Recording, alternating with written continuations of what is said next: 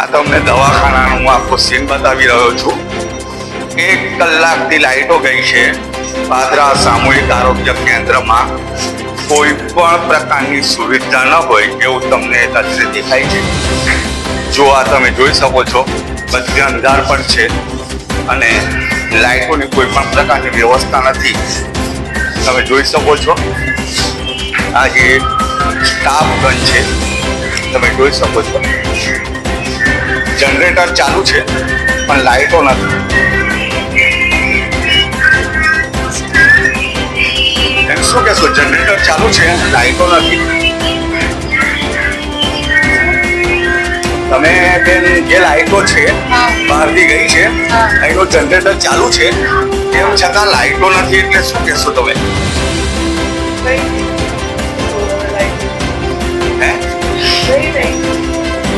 બેન, એક તમારી જવાબદારી હોય, તમે અધિક્ષકને જાણ કરો. આ લઈ લો, માઇક લઈ લો. અધિક્ષકને તમે જાણ કરી કે લાઈટો નથી ને જનરેટર ચાલુ છે, છતાં હોસ્પિટલમાં લાઈટો નથી. નાના જે બાળકો છે એમને લઈને માતાઓ બહાર આવી ગયા છે.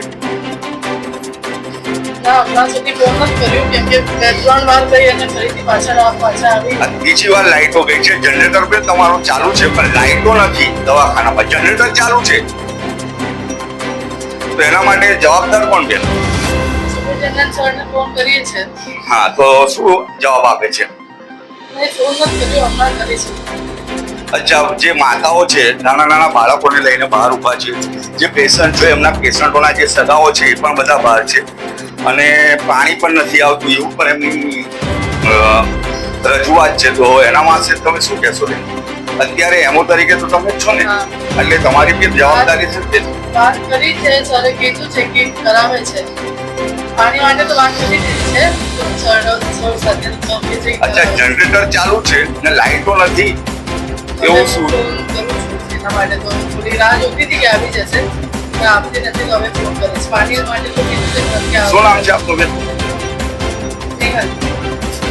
આજે આપણે વાત કરી રહ્યા છીએ કે અહીંના આપણે જે ડોક્ટર સાહેબ છે, મેડિકલ ઓફિસર છે, એમને વાત કરી કે ભાઈ જનરેટર ચાલુ છે પરંતુ કંઈક ટેકનિકના કારણે બંધ છે લાઈટો. 1 કલાકથી, છેલ્લા 1 કલાકથી પાદરા તાલુકાની જનતા જે અંધારપટમાં બેસી રહી છે પોતાના નાના નાના બાળકોને લઈને.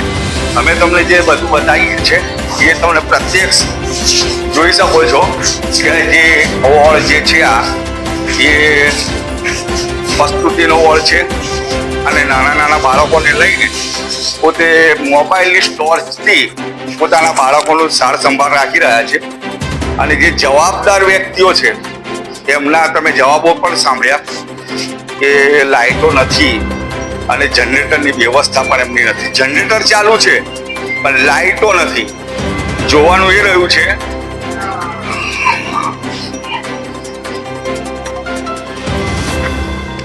લાઈટ મારા બાજુમાં. પેલા બાળકોને કઈ લાયા છો ને? તો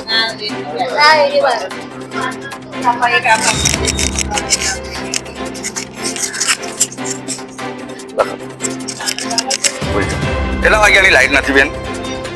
11. હા, અચ્છા. જનરેટર જેવી કઈ વ્યવસ્થા છે આ સરકારી દવાખાનામાં?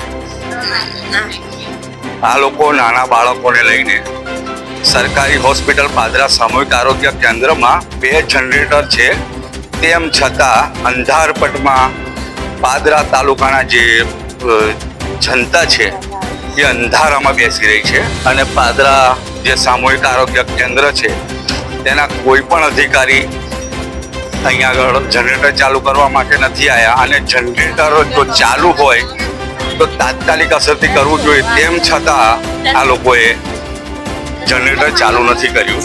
આપણે આ બેનની સાથે સીધા વાત કરીશું. બેન, કેટલા વાગ્યાની લાઈટ ગઈ છે? હા, અને તમે ક્યાંથી આવો છો? મુજપુરથી. આ નાના નાના બાળકોને પણ બહાર લઈને બેઠા છો તમે? હે? હા.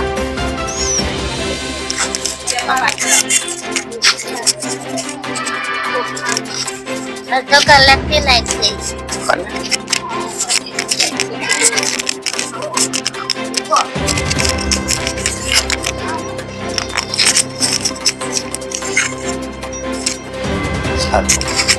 કેટલા વાગ્યાની બેન લાઈટ નથી?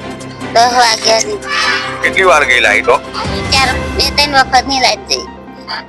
હા, અને જનરેટર ચાલુ નથી કર્યું ના. અને જનરેટરની વ્યવસ્થા પણ નથી. ઓહો. પાણી પણ નહીં આવતું. પાણી પણ નથી આવતું. ઓહો, આખો દિવસ પાણી નહીં આવતું. બરાબર. તકલીફ બહુ પડે પાણી. આ નાનું બાળક તમે જોઈ શકો છો. આ બેન જે નાનું બાળક લઈને બેઠા છે તેમની પાસે અહીં પાણીની વ્યવસ્થા નથી. પાદરા સામૂહિક આરોગ્ય કેન્દ્રમાં અને જે અધિક્ષક છે એમની જે જવાબદારી હોય એ જવાબદારી પર બી એ લોકો નિભાવતા નથી. કારણ કે જે આ જે જનતા છે તે સમગ્ર પાદરા તાલુકામાંથી આવતી હોય છે અને તમામ લોકો આજે અંધારપટમાં બેસી રહ્યા છે એમના બાળકોને હવામાં લઈને. હવે આ જો બાળકને કોઈ ઇન્ફેક્શન, બહારની હવાથી ઇન્ફેક્શન કે કંઈ થાય તો એનો જવાબદાર કોણ? એ અને આ જવાબદાર જે અધિક્ષક છે એમની પાસે જવાબ કોણ માંગશે એક જોવાનું રહ્યું.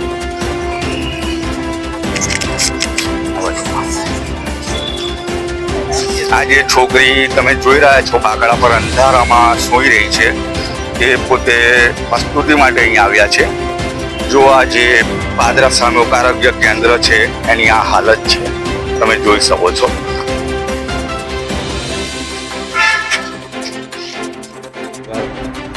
બરોબર.